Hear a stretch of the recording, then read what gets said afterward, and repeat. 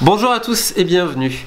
Pendant que le mondial se déroule sous les yeux ébahis du monde entier, débutent les préliminaires de Coupe d'Europe 2018-2019, mon unique et éternel amour. L'année dernière, j'avais fait la couverture du premier, du deuxième et du troisième tour qualificatif, si je ne dis pas de bêtises.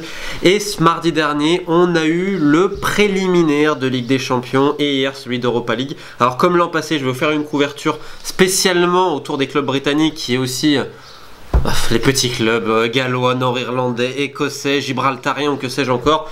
Parce que ça me touche tout simplement, c'est vraiment peut-être ce que je préfère dans le football, ouais. Honnêtement, sportivement, c'est la seule période de l'année où j'adore regarder les matchs tout le temps. Parce que putain, souvent je connais les mecs et il n'y a que des histoires incroyables. Aujourd'hui, je vais vous en raconter une sur, sur mon ancien coiffeur. Qui aujourd'hui joue l'Europa League, vous allez voir.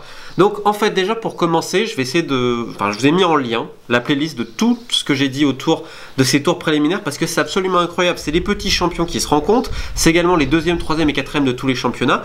Et souvent, c'est des amateurs, des semi-pros qui vont ferrailler l'un contre l'autre. C'est-à-dire c'est un rêve absolu. Imaginez-vous, vous êtes, admettons, en DH, et puis du jour au lendemain, vous allez avoir la chance de partir au Kosovo, de partir à Andorre, à Saint-Marin, aux îles Féroé, pour faire un match de Coupe d'Europe. C'est quand même l'essence même du foot, cet affrontement d'un pays à l'autre. C'est ça, dépasser les frontières, se dépasser soi-même, c'est représenter quelque chose, un club, un blason, quelque part, son pays aussi, dans lequel tu joues. Enfin bref, il y a un côté affreusement romantique de découvrir le football de l'Est, ces petites divisions, comme je vous fais un petit club nord-irlandais, enfin bref.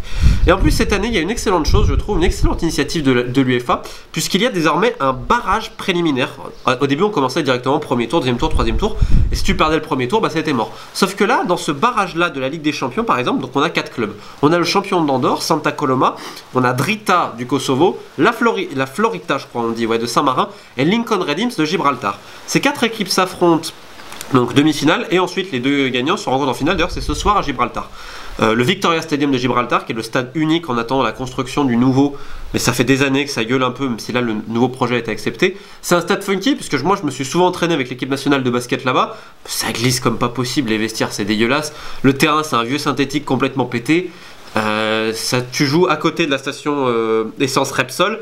Et en fait si tu veux la piste d'atterrissage, enfin la piste, ouais, l'aéroport de Gibraltar est juste à côté. Il doit être à quoi? Non, il a 500 mètres, même pas. Ce qui fait que moi, quand j'avais fait un Santa Coloma Lincoln Red Imps, donc c'était il y a 2 ans, champion de Gibraltar contre le champion d'Andorre, t'as un avion qui a démarré juste pendant le match, quoi. Et tu le sens, ça te met une vague de chaleur, du bruit, etc. Quand tu habites par là-bas, t'es habitué, mais les mecs d'Andorre, ils étaient paniqués, hein. C'était assez comique. Et donc, il y a eu ce barrage, et en gros, tous les éliminés, ceux qui ne gagnent pas, sont reversés dans le deuxième tour préliminaire, si je dis pas de bêtises, de l'UEFA. Ce qui est vachement bien, parce que de l'Europa League, comme ça leur permet d'avoir d'autres matchs. Alors là, il y a Lincoln qui a gagné contre le championnat de Saint-Marin, et le champion du Kosovo a gagné contre le champion d'Andorre, donc c'est ce soir, Lincoln Red Imps Drita.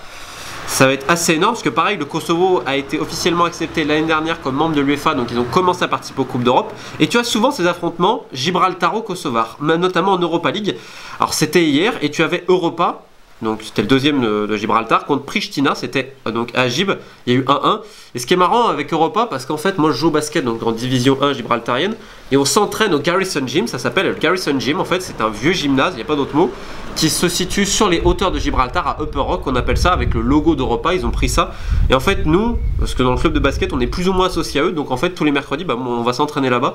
Et c'est honnêtement un jour il faudrait que je vous tourne une vidéo à l'intérieur du Garrison Gym. Alors t'as un panorama magnifique, hein. Tu vois les côtes, tu vois le Maroc, tu vois ce que tu veux. Mais putain, mais le Garrison Gym, quand tu vois les conditions, tu te dis c'est pas possible. Bref, hier il y a eu 1-1 dans ce match-là. Europa a dominé mais n'a pas réussi à gagner. Et dans les autres matchs, je vais quand même vous citer cette histoire. Donc il y a le troisième club gibraltarien qui va en Coupe d'Europe, c'est Saint-Joseph, c'est la deuxième fois de suite. Et à Saint-Joseph, tu as un Espagnol qui a été un peu formé à Malaga dans ses jeunes années qui s'appelle Otero. Bah bon, moi je l'appelle Oti et tous les mecs qui le connaissent l'appellent Oti. Et Otero, en fait, il est coiffeur. Et il y a à peu près, avant qu'il travaille dans un barbershop dans la ville frontalière avec Gibraltar, donc la Linéa, et ben il travaillait de chez lui. Et moi j'y suis allé me faire coiffer les cheveux, c'est lui, parce qu'on me l'avait présenté. Et en gros, c'est pas une connerie, hein. Donc déjà, mon GPS trouvait pas l'adresse, c'était une catastrophe. Bon bref, t'arrives. Donc on se connaissait un peu et tout. Il m'a fait asseoir sur ses chiottes. Il me dit, ah, tu veux une canette de coca, etc. Il te coupe donc les cheveux sur ses chiottes, un petit miroir et tout. Et c'est 5 € chez Oti. Et il me dit, ah, mais t'es sûr qu'il veut pas un coca, Romain, etc. et tout. Mais c'est un mec exceptionnel, Otero est là, maintenant il fait l'Europa League. Mais en plus, il le mérite, c'est un défenseur central super technique, très gentil. peut-être qu'il manque parfois un peu de mordant, mais intelligent, tu vois, qui défend toujours debout. Et hier, ils ont fait 1-1 aux îles Féroé, au B36 Tórshavn. Et rien que pour ça, putain, ça me fait plaisir. Le retour, je vais essayer d'aller les voir parce que putain, c'est quelque chose, en fait, c'est quelque part, tu peux t'identifier, tu peux te dire, putain, ça pourrait être moi aussi. Alors, dans les autres résultats, quand même, il y a 2 clubs gallois qui jouaient, notamment Ballatown, qui jouait à Saint-Marin, à Tréfiori. Alors, ce qui a été assez marrant, c'est que panne de courant à Tréfiori. À un moment donné, les panneaux, enfin, comment on appelle ça? Enfin, bon, bref, ce que vous voyez, les éclairages, boum, en panne en deuxième période. Mais bon, ils ont fini le match. Les Gallois ont perdu 3-0. Alors, ils ont fait des erreurs individuelles terribles. Ballatown n'a jamais passé un seul tour d'Europa League, enfin de Coupe d'Europe. Dans la prochaine vidéo, la semaine prochaine, je reviendrai sur le destin des clubs gallois, le pourquoi du comment ce championnat est aussi faible, puisqu'il est amateur semi-pro à part pour une équipe. L'autre équipe galloise, les Druids, de Save Druids, ont joué contre Trakai, les Lituaniens. Ils ont fait 1-1, ils se sont fait rejoindre en fin de match. Donc ça reste ouvert au retour et ça va être très intéressant. Sinon, on voit les victoires d'un club maltais à Saint-Julia en Andorre, un club andorrien en Gordanie qui gagne contre un club de Saint-Marin 2-1 et encore une très bonne performance des îles Féroé puisque un club qui s'appelle le KI Klavsik fait un nul à Birikirkara, un club maltais assez connu qui a vu Mikoli passer un moment donné, un partout là-bas. Donc les retours sont la semaine prochaine, ça va être super intéressant et d'ailleurs lors du premier véritable tour des préliminaires cette année d'Europa League, on va retrouver ce club-là, ce club écossais d'Hibernian qui joue d'ailleurs contre un club féringien. Donc écoutez, je pense que si tout se passe bien et que j'ai un peu de chance, j'essaierai de vous faire une immersion un peu au Garrison Gym et de ça à Gibraltar, voir un peu ce que c'est. Peut-être aller voir les gars, mais j'ai pas trop le temps en ce moment, mais enfin bon, on n'exclut pas d'y faire cet été. Donc voilà, la vraie Coupe d'Europe, elle reprend les enfants. J'espère que ce petit tour vous a plu, et puis écoutez, n'hésitez pas, on se retrouve très vite, dès ce soir, puisque je vais tourner la deuxième partie de la vidéo sur l'Argentine avant le match de demain. Allez, à bientôt!